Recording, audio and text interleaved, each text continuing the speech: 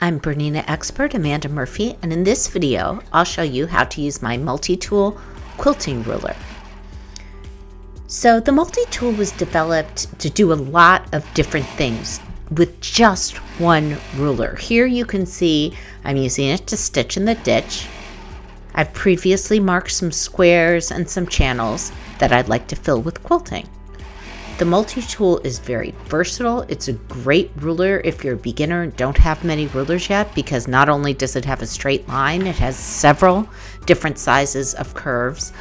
But even if you own my circle set and my curve set, this is a nice ruler to have on hand because you don't have to keep changing out rulers to do some basic work. So here I'm using the 6-inch curve on the multi-tool to travel around the corners of a 4-inch square. I'm just looking at the distance between the edge of my ruler and the corner that I'm trying to quilt to. So that's a very basic use of a curve.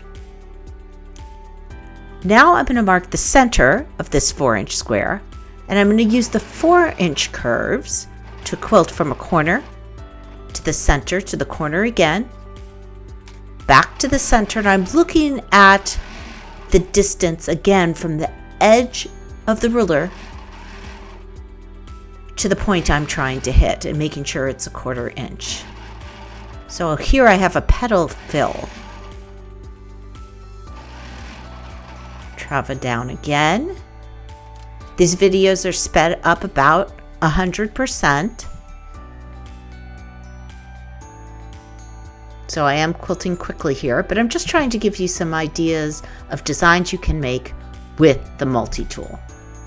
So I've drawn a smaller square here, and I'm going to do the same thing, quilt from the corner to the center, from the corner to the center, but this time, because the 4-inch curve doesn't exactly fit this 3-inch square, I'm going to stop in the center each time and reposition my ruler. So you can make this petal design even if you don't have exactly the right curve for your square.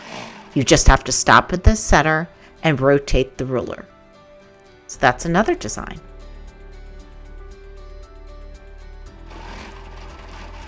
Let's quilt down the edge of this block, and we have a little border here. So I'm going to use the 2-inch curve on the edge of the multi-tool just to do a little curve on the edge of the block.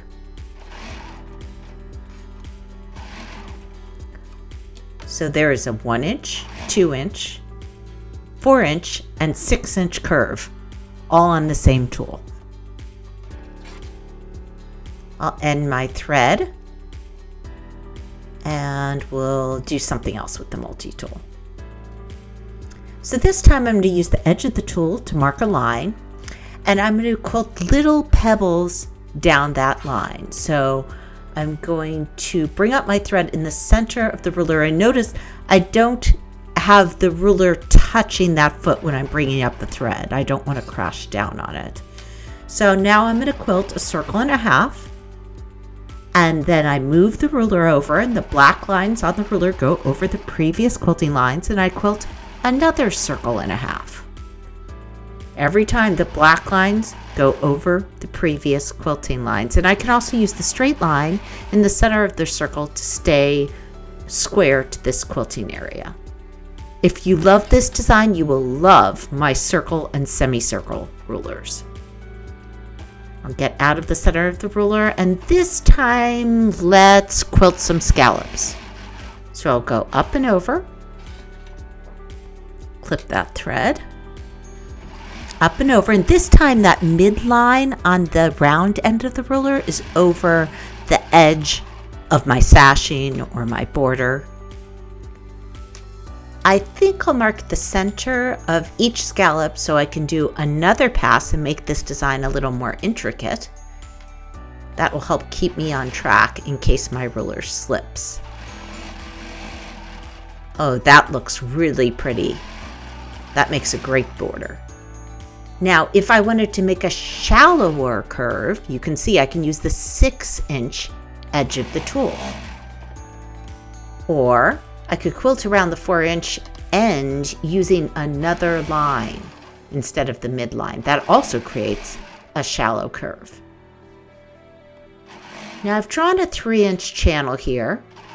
And I'm using the 4-inch curve, and I'm going to quilt a row of scallops on one side of this border and then a row of scallops on the other side of the border. And because this curve extends more than halfway across the border area, those lines will intersect.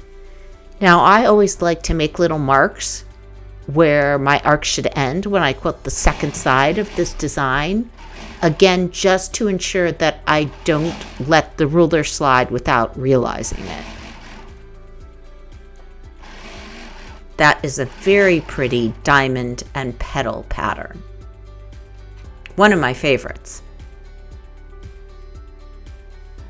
I think I'll draw another long line so we can quilt a wave. So we'll start at the end of this line, and we'll use that gradual 6-inch curve, or we could use the 4-inch. I think I'll use the 6-inch to create a gradual wave. And I always have the lines on the ruler over my drawn line, and I quilt over and under and over and under, and that makes a wave. These are perfect waves for feather plumes, if you like making feathers. There are so many different things you can do with these.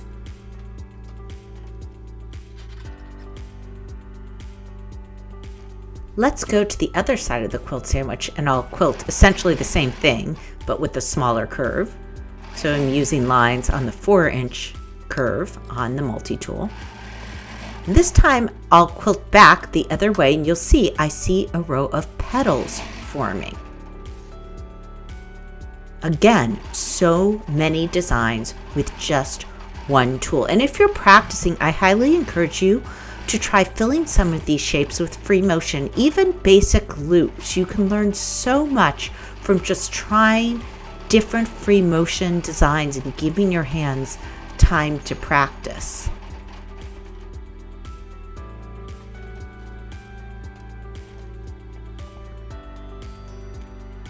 I marked across hairs here earlier so I could show you how to quilt petals on each of the lines. I'm opting to use the 6-inch circle side of the multi-tool. So when it says 6 inches, that doesn't mean the curve is 6 inches long. It means that curve, the curve that is quilted, is based off a 6-inch circle. Likewise, when I use the 4-inch side, that curve is based off a 4-inch circle. And that interior hole in the middle of the ruler is based off a 1-inch circle.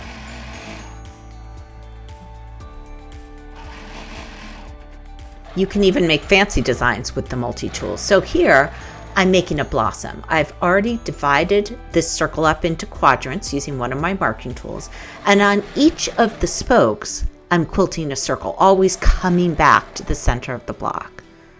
So I've quilted one circle. I'm going to go and quilt the circle across from it. So I do half, putting that straight line in the multi-tool over the spoke. Then I rotate the tool and quilt the other side of the circle. Looks like I still have 2 more to go here. This is a deceptively simple design. It looks complicated, but it really isn't. It's just a circle on all of those spokes. And you can do this with hearts. You can really use this design to your advantage. Here I'm just showing you circles. So pretty in the center of a block, particularly if you surround it with free motion, which really makes these areas puff out. And this is almost impossible to quilt these geometric shapes without help from a ruler. So I'm going to enlarge this design and put some leaves behind my blossom. And this time I'm using the 6-inch curve on the multi-tool, and then I'll rotate the tool when I want to make the other side of the leaf.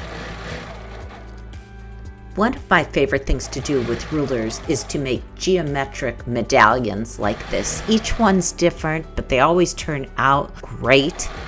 It's a great way to get to know your rulers.